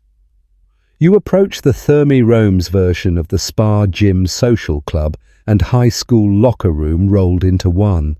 The building is enormous. Decorative columns out front, a few cracked statues that have definitely seen better sculpting days, and a row of mismatched sandals abandoned outside like a bizarre centipede parade. Inside, the air is thick, humid, herbal, and just a little too warm. It smells like oil sweat and decades of shared humanity. You pay your modest entrance fee, strip down to the cloth equivalent of wishful thinking, and join the crowd. That's right. No private stalls, no doors, no dividers. Just you and 50 other people of all ages and shapes lounging in various stages of nudity and overconfidence. You've never known such intense eye contact during a foot scrub. The bathhouse routine follows a sacred rhythm. First, you head to the appetiterium, the changing room. You stash your clothes in a cubbyhole and give your sandals a silent prayer. Theft is common. You once left your best tunic here and got back something that smelled like goat and had 3 sleeves. Next, it's the tepidarium, the warm room. Think of it as a human preheat setting. You sit on a heated bench, sweat mildly, and pretend not to eavesdrop on the merchant next to you, bragging about his fig shipment. His voice echoes just a little too much. Everything echoes in here. Then comes the caldarium, the hot room. Steam hisses, sweat pours. The floor burns your soles. The walls drip condensation. You sit near a marble basin, wipe your brow with a towel that might once have been white, and immediately start regretting every salty snack you've ever eaten. Here someone might rub you down with oil. That sounds relaxing. It's not. The oil is thick. The man doing it is named Marcus, has the hands of a butcher, and thinks knots in your shoulders are a personal insult. Afterward, he scrapes you down with a curved tool called a strigil. It's supposed to exfoliate. It mostly humiliates. You glance around. Everyone's slick steaming and pretending this is very normal. A senator sits 3 benches away gossiping about politics. A baker jokes about his new apprentice. A boy tries to wrestle a goat that should not be in here. You close your eyes and pretend it's fine. After that, it's time for the frigidarium, the cold plunge. The water hits you like a vengeful god. Your whole body clenches. You gasp. Someone laughs. You splash them. It escalates. Now half the bath is a shouting match between frozen men trying to pretend they aren't freezing. Quirky detail. Some Romans believed that extreme temperature changes kept the body healthy and the humours balanced. Historians still argue whether it worked or just made people feel like overboiled turnips dunked in glacier runoff. You get out shivering and shiny and head back to the appetiterium. Your tunic is gone. Of course it is. You find another one shorter, weirder, but less smelly and decide it's a trade. Welcome to communal living. Before leaving, you stop at the little snack counter just outside the baths. You buy a Libuma soft cheese pastry and a cup of watered-down wine. The food tastes better after the sweat. Or maybe it's just the lack of fungus in your shoes.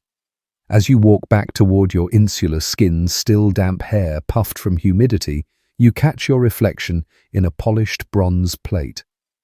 You look glowy. Not clean exactly, but glowy. Public bathing in Rome isn't about hygiene. It's about ritual, about socializing, about shouting over other naked people while pretending it's not awkward.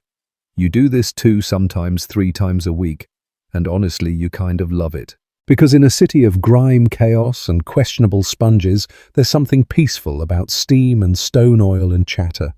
A place where everyone merchant or mule handler, noble or nobody, strips down and soaks in the same cloudy water. Together.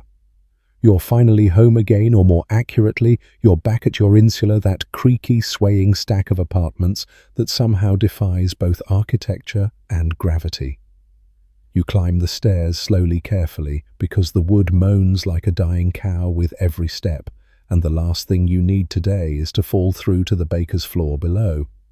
You live on the 3rd story. It's considered middle-tier, not rich enough for the ground floor, which is prime real estate, but not yet brave or foolish, enough for the top floor where ceilings leak and the floorboards feel like suggestion rather than structure. Your room is barely the size of a modern pantry. One window, a sleeping mat stuffed with straw and wishful thinking, and a crate you use as both table and closet. It smells faintly of old olive oil and very recent socks. There's a crack in the wall shaped like a goat, which you've started talking to. You call it Gaius. He's a good listener. The walls paper thin. Not literally, but they might as well be. You hear everything. Your upstairs neighbor walks like a centurion marching to war, every night, at midnight, possibly just for fun. Downstairs, a couple argues in rapid Latin. You don't know what started it, but by the tone of it, it involves a borrowed tunic, a missing chicken, and maybe an affair. You stop listening when someone throws a pot and someone else starts singing a lullaby like nothing happened. You don't mind the noise, not really. It's company. A constant background hum that reminds you you're not alone, even when you wish you were. The insula is built of brick and wood, but mostly hope. Fires are a constant threat. You sleep with one eye open and your sandals near the door. Last month, a candle tipped over on the 4th floor. 5 households lost everything. One man tried to rescue his wine jug before his wife. She still hasn't let it go. Historians still argue whether most insulae were death traps or early examples of affordable urban housing. But from where you're sitting, literally under a beam tied together with rope, it's hard not to see it as both. Your window opens directly into someone else's window. You've made awkward eye contact with your neighbor across the alley more times than you can count. Once you waved. He waved back. Now you pretend you're both invisible. A quirky Roman invention. Hanging cages. Some families who couldn't afford more space would build wooden platforms jutting out from their windows' makeshift balconies to store food, laundry, or a particularly quiet grandparent. There's no running water up here. You carry buckets from the fountain downstairs. You ration every drop. 1 for drinking, 2 for cooking, and half if you feel like pretending to wash your feet. The rest you save for fires just in case. You hang your laundry on a line out the window. So does everyone else. The alley between buildings looks like a toga convention in a windstorm. Once your undercloths flew off and landed on the roof of the public latrine, you've never gotten them back. You don't talk about it. At night, the city doesn't sleep. It settles. The noise softens into muttered conversations, occasional laughter, and the distant barking of dogs who've decided it's their turn to guard Rome. You sit by your little clay lamp and eat dynamo bread, maybe a bit of cheese and a fig if the market was kind today. You hear footsteps overhead, then a creak, then something that definitely sounds like furniture dragging. You sigh. You lie back. You stare at the ceiling and whisper, "Please don't collapse tonight." It probably won't, but just in case you sleep with your good sandals on. It's another workday, which means it's time to do something repetitive, exhausting, and wildly underappreciated for coin if you're lucky, or for free if you're a woman slave, or particularly unlucky free man. You stretch your aching limbs, scarf down whatever's left of last night's bread, and prepare yourself for whatever your role in Rome demands today, which could be anything. If you're poor and free, you might be a porter, a laborer, or a vendor shouting yourself hoarse at the market. Maybe you work hauling amphorae full of olive oil, your back bent like a question mark. Maybe you carry water buckets up and down stairs all day for someone who pays you just enough to eat, but not enough to own better sandals. Or maybe you make bricks, or you sweep a forum, or you help patch up leaking aqueduct pipes while hoping no one above relieves themselves mid-repair. Life in Rome isn't about climbing a ladder. It's about not slipping off the rung you're already on. And if you're a woman, odds are you're doing everything all at once unpaid. You grind grain, raise children, sew torn tunics, and pray your husband doesn't come home with yet another amphora of bad wine and worse decisions. Of course, if you're a slave, your career choices are determined by whoever owns you. You could be a cook, a clerk, a cleaner, a tutor, or all of the above. Your hours, endless. Your breaks, non-existent. Your pay, ha. You live and work at someone else's whim, and your best hope is to become indispensable, not too smart, not too slow, just enough to survive. Still, some slaves become trusted advisors or business managers, even gain freedom one day manumission. It's rare, but possible. Historians still argue how common it was for slaves to rise socially or economically. Some say Rome was surprisingly flexible. Others say the odds were still brutal. If you're lucky enough to be literate, You might be a scribe, a shop clerk, or an assistant to some puffed-up senator who can't read his own speech scrolls. You sit in a dusty corner of his atrium copying letters and pretending not to judge his spelling. Then there are the tradespeople, bakers, butchers, blacksmiths, cobblers, each with a tiny workshop, a loud voice and a never-ending fight with their neighbours about alley space. You pass a leather worker shouting at a fishmonger for putting eel guts too close to his sandals. Again. And yes, there's the upper-class people who don't really work. Senators, landowners, poets. If you're wealthy, your job is to manage things. Estates, slaves, dinner parties. You write bad poetry, recite it to guests, and pretend it's not just recycled Virgil. You also write lots of letters complaining about how hard your life is.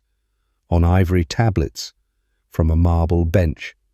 You know someone who once met a patrician who couldn't figure out how bread was made. He thought it grew in ovens. That tracks. A quirky side hustle, professional mourners. At funerals, some women are paid to wail, beat their chests and cry dramatically over people they've never met. You once auditioned, didn't get the part. Too subtle, apparently. Still, work defines your status. The tunic you wear, the shoes on your feet, the calluses on your hands, they all tell your story. And the story is tired, busy and slightly sticky from olive oil. There's no weekend. Not really. There are festival days when the city erupts in games, sacrifices and slightly drunk poetry recitals. But work comes first. Every day you eat you owe, and yet there's pride in what you do. You might not change the world, but you keep it turning. You build walls, you bake bread, you mend sandals. You keep the gears of Rome churning, one tired breath at a time. You might dream of more. Maybe one day owning a stall or getting your own apprentice or just having a job that doesn't involve carrying things uphill. But for now you do the work, you sweat, you endure, and when someone tosses you a coin at the end of the day, heavy warm yours, you grip it like it means everything. Because it kind of does. Today's a special day you're going out. Not to a temple, not to the market, but somewhere far more perilous, your friend Julius' birthday feast. Which means two things: wearing your best outfit and trying not to offend anyone, especially not the woman who once hexed her cousin's fig tree. You open your storage chest.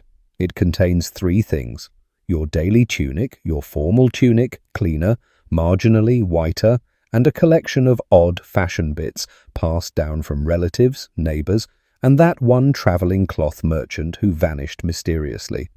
You pick the formal tunic. Its linen dyed a pale ochre shade stained near the hem from a wine accident you refuse to discuss. It smells faintly of basil and hope. You cinch it with a braided belt you made yourself, which is both stylish and functional. It holds your keys, your coin pouch, and a small wax tablet in case you suddenly feel poetic. Now the hair. Roman grooming culture is its own elaborate theatre. If you're a woman, it's war. You heat curling irons in the fire metal ones and pray you don't scald your scalp. You pin your hair into a towering twist, lace it with ribbon, and hope no lice make a public appearance. If you're wealthy, you hire a hairdresser/tormentor to do this for you. If not, you recruit your cousin and try not to scream. And if your hair's too short or patchy, no problem, you just wear someone else's. Wigs made of Germanic hair were a hot commodity in Rome. It's not weird, it's fashion. You smear your face with a bit of white powder, yes, it's made with lead. No, you don't want to talk about it. You darken your lashes with soot, rub a little red ochre on your cheeks. You look in the mirror, a bronze hand mirror with a chip, and decide it's convincing. Men don't get off easy either. You shave, but not well. Roman razors are terrifying, more like tiny sickles. You nick your chin twice and plug the bleeding with spider webs, which someone swore helps. You're not sure who, but you're too late to question it. Perfume. If you're lucky, you dab on nardinuma mixture of spikenard, myrrh, and whatever else your neighbour's sister had left in her flask. You smell like a garden on fire. That's good. You step outside, freshly scrubbed, powdered, pinned, and silently praying no wind exposes your underlayer. As you walk to Julia's place, she lives one floor below you. You pass others heading to different events. You nod, you admire, you silently judge. There's Gaius in his too short toga. There's Lucia, whose hair tower looks one sneeze away from collapse. And there's Flavia wearing that necklace again, the one she insists is real amber. It's not. Roman fashion is a loud conversation. It speaks in togas, stoles, and statements, and it's deeply gendered. Women wear the stola, men the tunic or toga, though the toga is for citizens only and often more symbolic than practical. It's hot, it's heavy, and it slips constantly. You once wore one for a festival and spent the entire day tripping over yourself like a cursed caterpillar. Historians still argue whether daily Roman fashion was as elaborate as the surviving statues suggest, or whether people mostly stuck to practical basics. But one thing's clear on feast days and public events: you dress like your reputation depends on it, because it does. At the party, you eat, drink, and mingle. Someone compliments your belt. You pretend to be surprised. You deflect a passive-aggressive comment about your sandals with a toast. Julia glows. Someone plays the flute. Someone else misquotes a love poem. You laugh loudly and steal the last olive off the tray when no one's looking. By sunset, your tunic has a new stain, your hair's listing starboard, and your sandals pinch. But you've survived another social arena.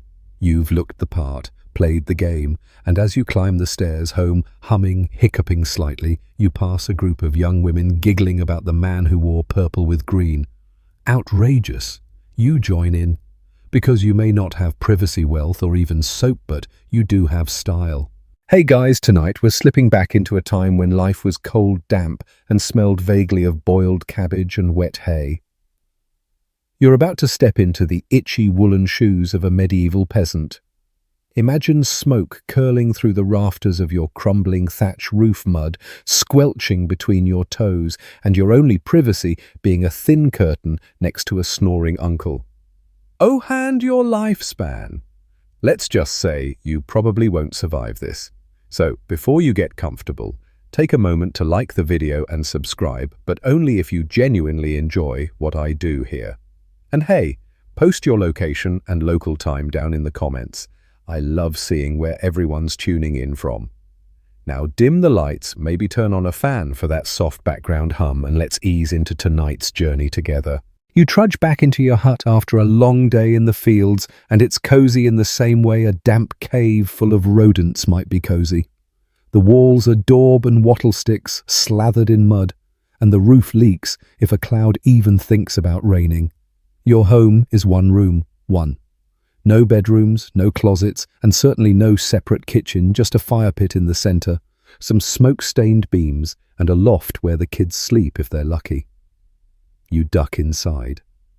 Your eyes sting as smoke from the hearth curls lazily around your head.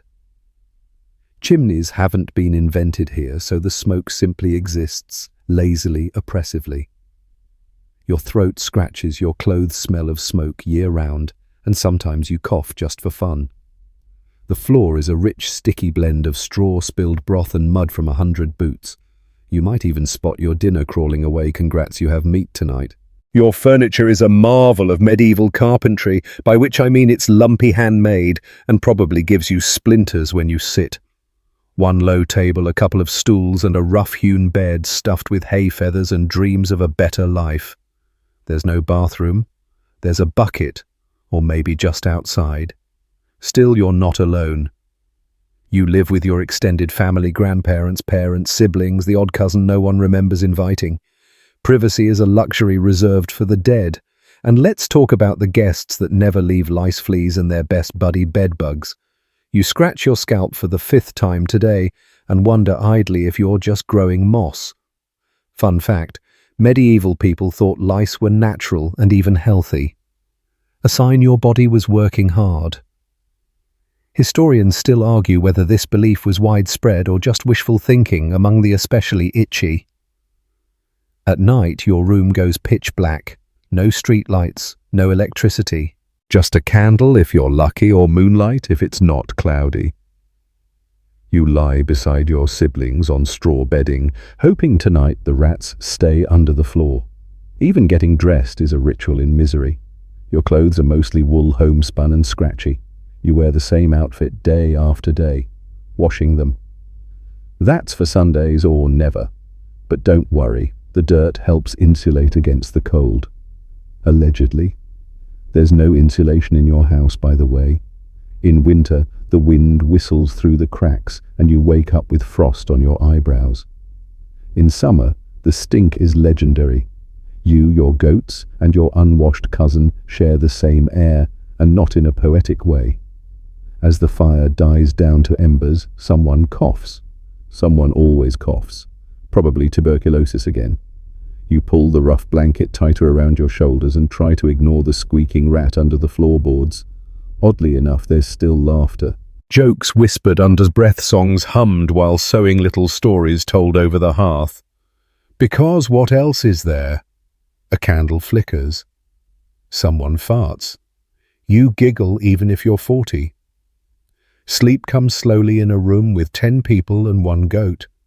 But eventually it finds you somewhere between the creaking wood, the snoring grandpa, and the faint scent of manure.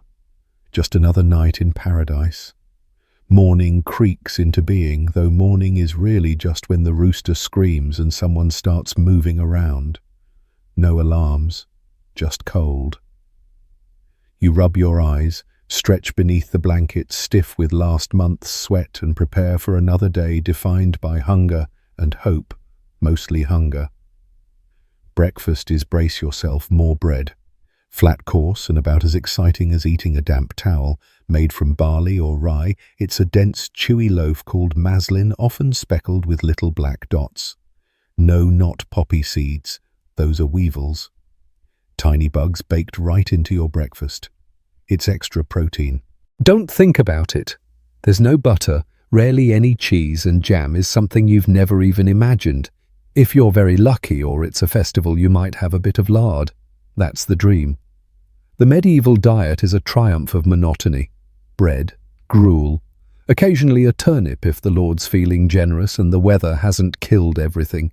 You shovel in your meal, chewing mechanically the same way you did yesterday and the day before and the past 15 years. Hunger is your constant companion. Even when you're full, you're not. The portions are small, the calories burned by hard labor. And famine. Oh, that's just a seasonal bonus round. In a bad year, say, when rains drown the fields or an early frost nukes your wheat, things get creative. Tree bark is ground into flour. Grass gets boiled into soup. There are whispers about people who've eaten their own leather shoes. And when even that's gone, well, there are stories of darker meals. Historians still debate whether instances of cannibalism during great famines were isolated or quietly widespread. The Great Famine of 1315 to 1317 is one such chapter of despair. It wasn't just a food shortage, it was a multi-year hunger apocalypse.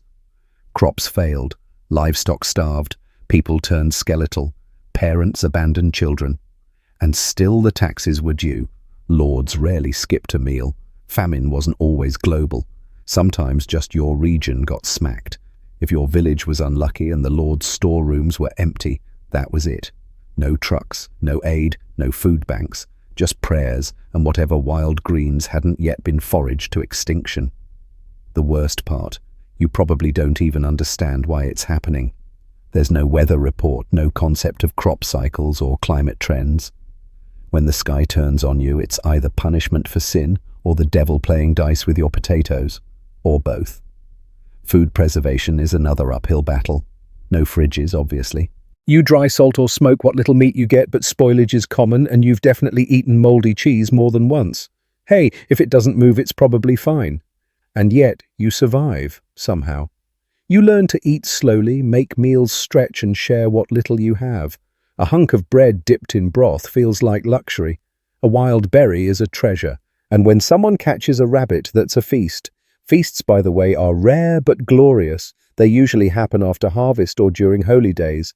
You gorge on stew meat pies, maybe even honey cakes. You laugh, you dance, and for a few hours you forget that tomorrow is another day of bread. You dream of gardens, of apples, which you only see when the Lord tosses one to his dog. You imagine a world with spices, sweets, variety. Somewhere you've heard of oranges. They sound like lies. In the lean times you boil bones twice. You grind acorns into meal. You steal eggs from crows' nests. And always, always you worry, because even if you scrape by this season, winter is coming. And you remember last winter, your ribs did too. One quirky tidbit. In some parts of medieval Europe, peasants baked soul cakes, dense pastries offered to wandering beggars or children on All Souls' Day in return for prayers for the dead. A sort of proto-Halloween treat. Though honestly, you'd probably just eat the cake and skip the prayers. Who has time for theology when you're starving? And yet weirdly you joke about it. Hunger becomes part of the rhythm. As thin as Thomas porridge, someone mutters, and the room chuckles. It's gallows humour. It helps. At night, as your stomach grumbles, you wrap yourself tighter in your cloak and stare at the ceiling. You think about that wild rabbit that got away, about the neighbour's goat plump and tempting. You'd never write, probably not. But if this winter's like the last one, who knows, it's another muddy morning and you're already behind on your duties. Not your fault, of course. You were up half the night listening to the neighbours scream through a toothache, but the fields don't care. And neither does your Lord. Let's talk about him, shall we? Your local Lord is the reason you have land at all, even if it's just a sloped patch of dirt littered with stones and regret. He technically owns everything, the fields, the woods, the fish in the stream, the very air you breathe. Okay, maybe not that, but close. In return, you owe him rent. Not the kind you Venmo over Wi-Fi. We're talking hen's eggs, labour, and the occasional bushel of wheat you desperately hope to keep. It's called the feudal system, and it runs on obligation fear and a vague sense of divine hierarchy. You're a villain, a semi-free peasant, which sounds cooler than it is. You can't leave the manor without permission, and if you run away and get caught, back you go. Sometimes with a lovely flogging to remind you how lucky you are. Your rent isn't just grain and livestock, it's time. You owe your lord a certain number of days working his land, not yours. This is called corv labour, and it's as fun as it sounds. Imagine spending your only sunny week hoeing a stranger's field, while your own plot turns to weed-riddled chaos. And yet you do it. Because refusal isn't an option. The Lord has guards. He has a big stone house with pointy bits. He has actual pants that aren't made of hemp. You meanwhile have a wooden spoon and a prayer. Sometimes the Lord is fair. Sometimes he's a tyrant who taxes you for breathing too enthusiastically near his orchard. Historians still argue whether the average lord was genuinely protective of his peasants or just milking them dry under the guise of paternalism. But you're used to it. You bow low when he rides by, trying not to meet his eye, unless he's in a good mood and might toss you a coin or a leftover heel of cheese. Even his scraps taste like heaven. Justice. That's also his domain. If your neighbour steals your chicken, you go to the Lord's court.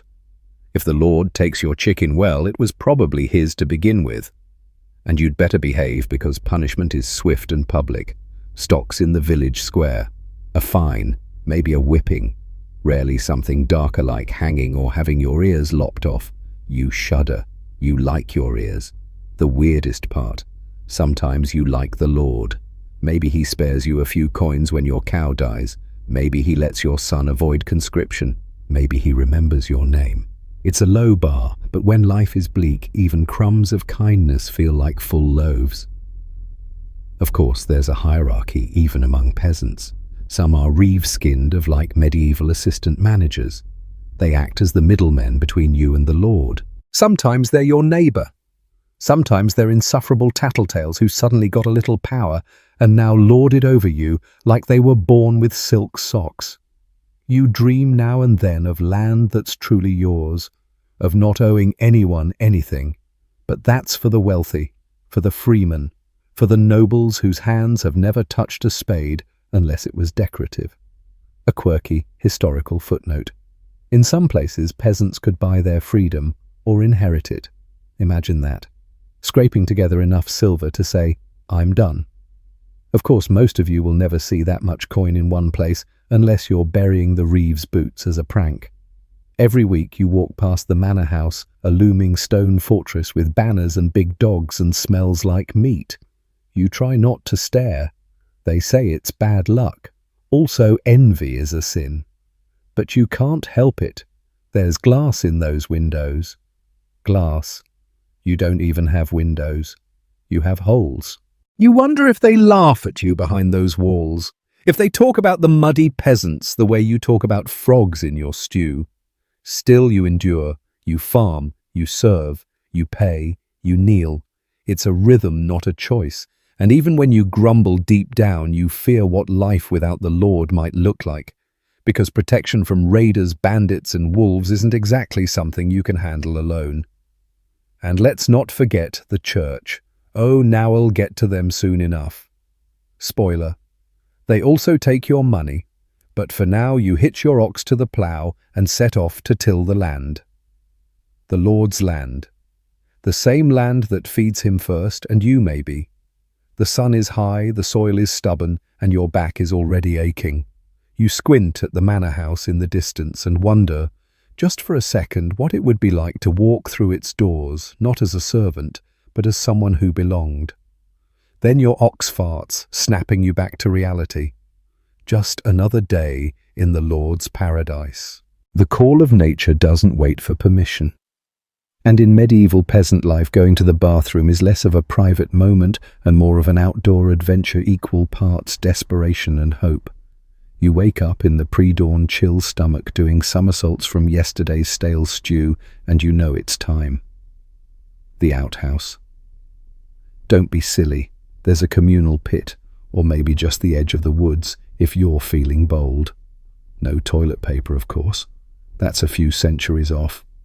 Instead, you grab a fistful of moss, a torn bit of cloth, or if you're feeling really fancy, a chunk of hay.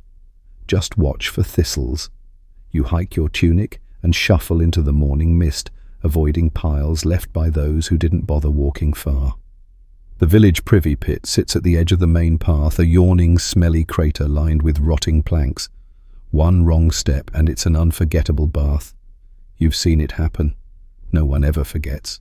Even at home, things are rustic. A chamber pot if you're lucky. A corner bucket if you're not. And when it's full, that's your job. Toss it into the street. No, really. People hurl their waste out the front door with a casual shout of "Gardiloo" if they're polite, or just let it rip without warning. Sidewalks don't exist. Neither do shoes with decent soles. Step carefully. Naturally, the smell is legendary.